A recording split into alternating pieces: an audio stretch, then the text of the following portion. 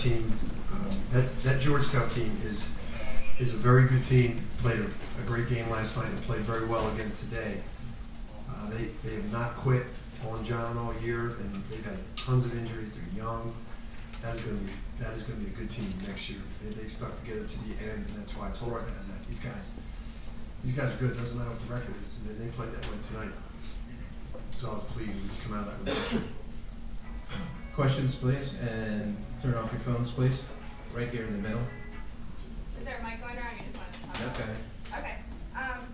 Coach, you had not a single double-digit score until about the 7th minute in the second half, and then obviously you had 3 guys finish in double digits.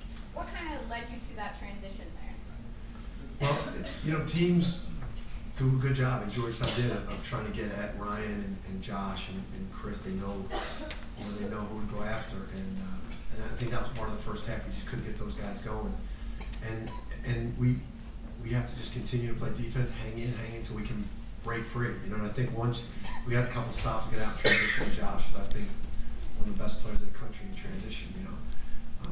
And that got us going, and we were able to get some good things in the half-court offense. In the middle, Bob.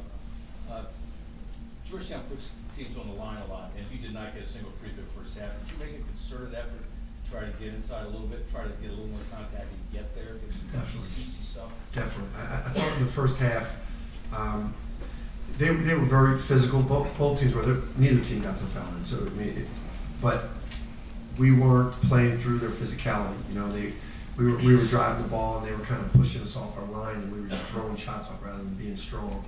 So we talked about that at halftime, and it was important. Getting to the foul line was important. Stand in the middle.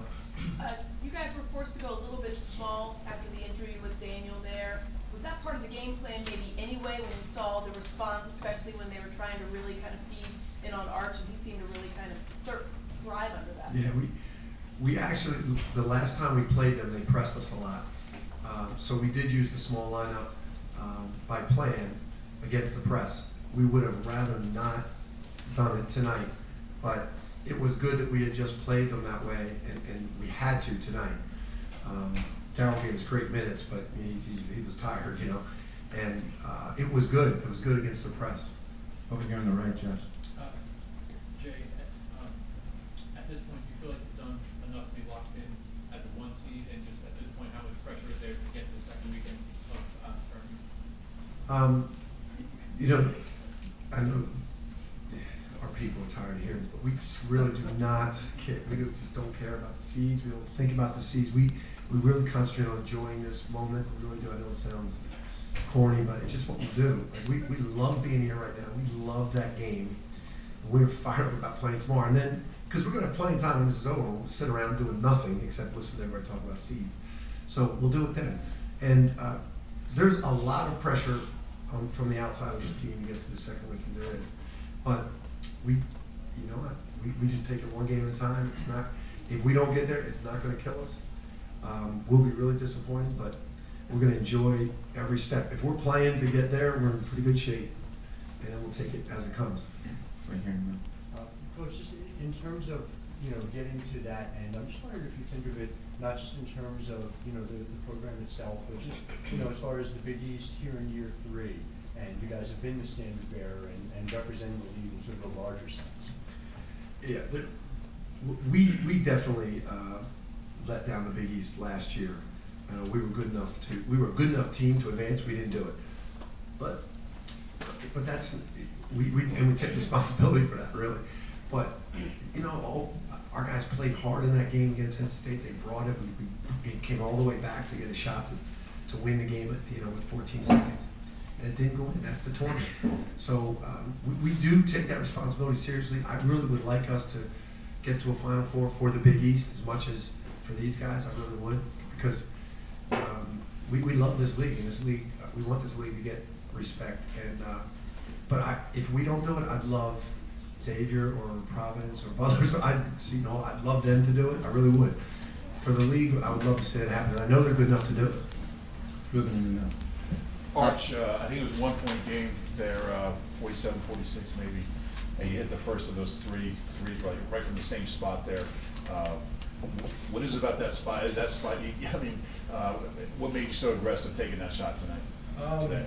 I think it was out in transition, and I know I'm not going to finish at the rim. I know I'll pass that, and anytime I'm close to the lane, I'll give it to Josh or Phil or any of the other guys. But I didn't think we had numbers, but Coach always tells me to be aggressive, and we do that in practice. If I get out in transition, I'm pretty much the only one who pulls up. So that was just a product of us getting out.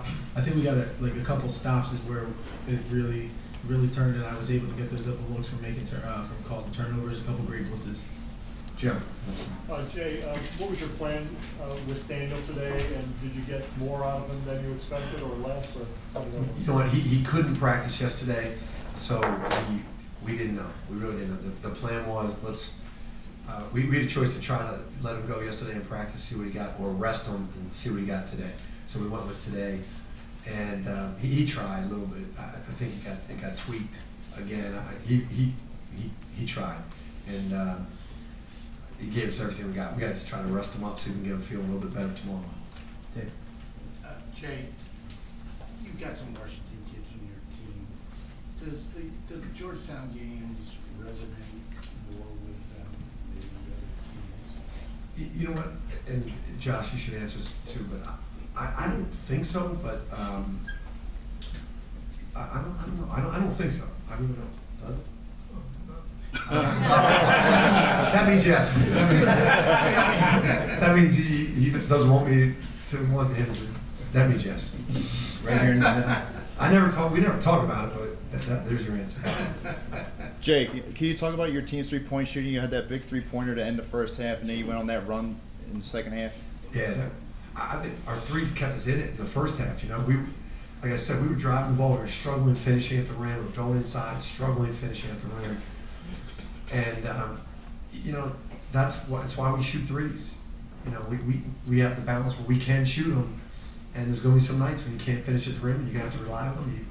You can lose that way, but it gives you a hell of a chance to win. And thank God for the threes tonight. Second row, right side, Rich. Coach, can you talk a little bit more about Josh? You know, sixth man last year, now sort of one of your key guys, and especially what he did today. Yeah. I'm just so proud of him. You know, I don't really say that to him too much, but because he's not even close to what he could be. And you guys that have watched him since his freshman year, you've seen how much he's developed, and he can get a lot better. He can get to be a much better leader. He can get focused in a lot better. He's got a lot of room for improvement, but he's coachable. He's one of the best players in the country, I think, in transition, in terms of finishing at the rim, getting fouled, finding creases to get to the rim. He's become a really good decision maker in our half-court offense, and he's one of our best defensive players and rebounders. So that's a pretty complete player. Left side, Zach. Jay, you guys are veterans here by now, but do any of the players still get starry-eyed by being in the Knicks locker room before the game? I mean, Mark Beck was taking pictures there yesterday. Is that a distraction? You know, we actually are a pretty young team. You know, Jalen Brunson's a freshman, Mikal Bridges is a freshman, Darryl Reynolds is playing for the first time, Josh is starting for the first time, Chris is starting for the first time. I still think some of them get a little excited about playing here. They do. I do. I love playing here, and I get fired up. I think it's funny, some of them don't love coming to New York as much as I do. They like coming to the Garden to play basketball. New York's just another city to them, some of them. We had a discussion about that, because I thought everyone got as excited as me. Rich in front.